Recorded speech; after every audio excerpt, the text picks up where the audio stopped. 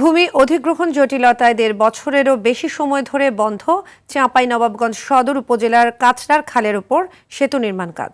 বিকল্প পথ না থাকায় নির্মাণাধীন সেতুর নিচ দিয়েই পারাপার হচ্ছে যানবাহন। বর্ষার আগে সংযোগ সড়ক সহ সেতুটি চালু করা না গেলে চরম ভোগান্তিতে পড়বেন স্থানীয়রা। চাঁপাইনবাবগঞ্জ থেকে পাঠানো তথ্যচিত্রে আরও জানাচ্ছেন সাকিব আল হাসান। সানবিট সব দিবে সামাল। সানবিট ম্যাজিক প্রেস ডিশওয়াশিং এর মাথা ঘোরানো সলিউশন।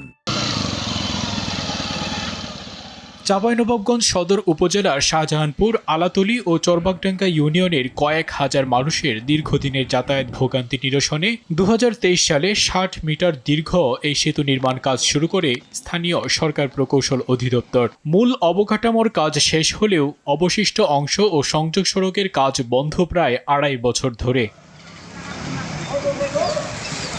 ২০২৫ সালের ৬ মার্চ প্রকল্পের মেয়াদ শেষ হলে ভূমি অধিগ্রহণ জটিলতায় চলতি বছরের জুন পর্যন্ত প্রকল্পের মেয়াদ বাড়ানো হয়। দ্বিতীয় মেয়াদ শেষ হতে মাত্র কয়েক মাস বাকি থাকলেও এখনও শুরু হয়নি কাজ।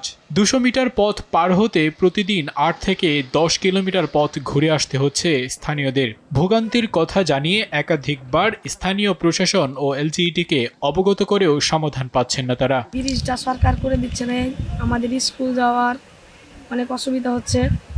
স্কুল যাই আমাদের অনেক লেট হয়ে যায়। বৃষ্টির পানি হলে কাদা দহল বন্ধ হয়ে যায় রাস্তাঘাট। এই ব্রিজটা কি এরকমই থাকবে না সরকার খাতে কোনো টাকা নাই জমা, না ওই কন্ট্রাক্টর টাকা তুলে খাইলেছে? কর্তৃপক্ষের কাছে আকুল আবেদন, এই বিষয়টি আমাদের জনগণের জন্য যেন সুবিধা হয় সেটা দেখার জন্য তাড়াতাড়ি যতদূর সম্ভব এটা নির্মাণ কাজটা সম্পন্ন হয় এবং আমাদের এলাকার জনগণের যাতায়াতের পথটা সুগম হয়। ভূমি অধিগ্রহণের ক্ষতিপূরণ পরিশোধ না হওয়ায় স্থানীয়দের বাধার মুখে কাজ বন্ধ রাখতে হয়েছে বলে জানান ঠিকাদার মোহাম্মদ সেলিম। জমি অধিগ্রহণ করা হয়েছে, সাত দ্বারা হয়েছে, কিন্তু লোকাল লোকজন এই সাত দ্বারা তো গ্রামের পাপারা কিছু বুঝতে চায় না, বুঝছেন? ওনারা চায় যে টাকা ওই প্রতিদিনই কাজে বাধা দেয় জমির টাকা লেগে। দ্রুত সমস্যা সমাধানের আশ্বাস এলজিইডির এই প্রকৌশলীর। জমি অধিগ্রহণ প্রক্রিয়া সম্পন্ন হওয়ার পথে, প্লাস হচ্ছে আমাদের কিছুদিন আগে বর্ষা মৌসুম থাকার কারণে অ্যাপ্রোচ রোড সম্পূর্ণ পানিতে ডুবেছিল।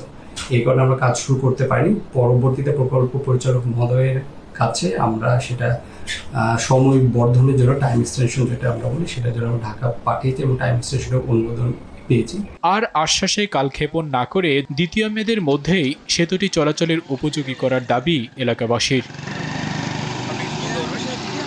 সাকিব আল হাসান, RTV।